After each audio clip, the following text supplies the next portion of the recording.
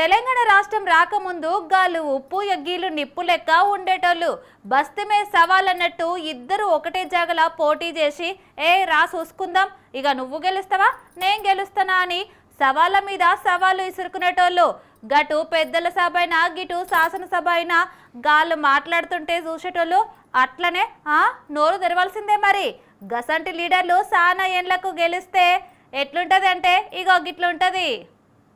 నిన్న మాజీ మంత్రి కేటీఆర్ సారు కరీంనగర్ జిల్లాల జగిత్యాల జీవన్ రెడ్డి సారును కలిసి మంచి చెడ్డ అరుచుకొని ఇక జల్దిన్నే కేసీఆర్ సార్ను కలుస్తాడు అని అన్నడో లేదో మొత్తం మీద అయితే గీ అల్లా జీవన్ రెడ్డి సారు కేసీఆర్ సార్ దగ్గరకు అయ్యిండు.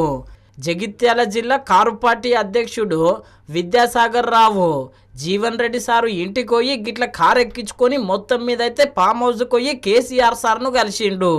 ఇక ఇంకేమున్నది కేసీఆర్ సార్ను కలుసుడుతోని ఇద్దరు పాత దోస్తులు ఒకరినొకరు చూసుకొని మస్తు మురిసిండ్రు.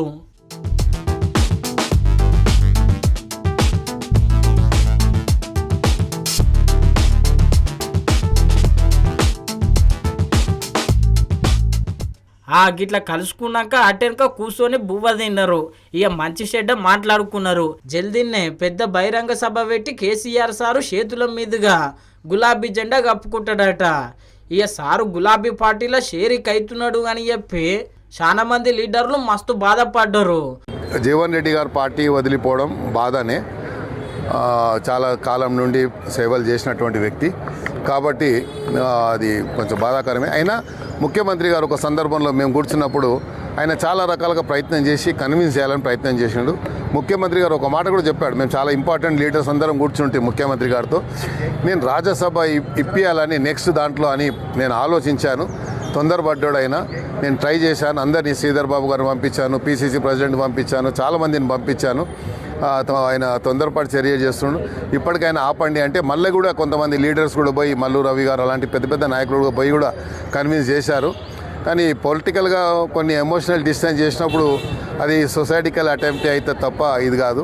ఏదైనప్పటికీ ఆయన ఎక్కడున్నా బాగుండాలని కోరుకుంటారు. సంగారెడ్డి మాజీ ఎమ్మెల్యే జగ్గారెడ్డి సార్ అయితే 40 ఏళ్ళు షెయ్యి పార్టీలో పని చేసిండు. గాయన గులాబీ పార్టీకి పోతుంటే షెయ్యి పార్టీ పెద్ద మనుషులు జర సోయి తెచ్చుకొని ఆలోచన చేసి ఉంటే బాగుంటుండే అని చెప్పి అన్నాడు.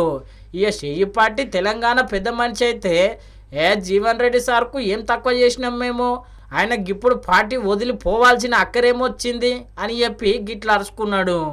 జీవన్ రెడ్డికి కాంగ్రెస్ పార్టీలో లభించినటువంటి అవకాశాలు 14 మార్లు బీఫామ్ తీసుకున్నట్టు నాయకుడు ఇవాళ ఈ రాష్ట్ర కాంగ్రెస్ పార్టీలో ఎవరూ లేరు. అవకాశాలు వచ్చాయి కానీ సందర్భాన్ని బట్టి మెదులుకొని ఉన్న పరిస్థితులు బట్టి మెదులుకోవాల్సిన అవసరం ఉన్నప్పటికీ కూడా వారు పార్టీని వదిలినారు. ఆయన ఏ విమర్శ చేసినా కాంగ్రెస్ నాయకత్వం కానీ రాష్ట్రంలోని ప్రజలు కానీ దాన్ని విశ్వసించే పరిస్థితి లేరు. జీవన్ రెడ్డికి పార్టీ ఇవ్వాల్సినంత ఇచ్చింది. వారు కూడా పార్టీకి సేవ చేశారు. ప్రజలతో ఎన్నుకోబడినటువంటి శాసనసభ్యులు ఎన్నుకున్నటువంటి ముఖ్యమంత్రి రేవంత్ రెడ్డి గారు. జీవన్ రెడ్డి గారు పోవాలి అంటే పోయే పరిస్థితి ఉంటుంది. ప్రజాస్వామ్యం ఇది. ప్రజాస్వామ్యతంగా శాసనసభలు ఎన్నుకున్నటువంటి నాయకుడు ఆయన.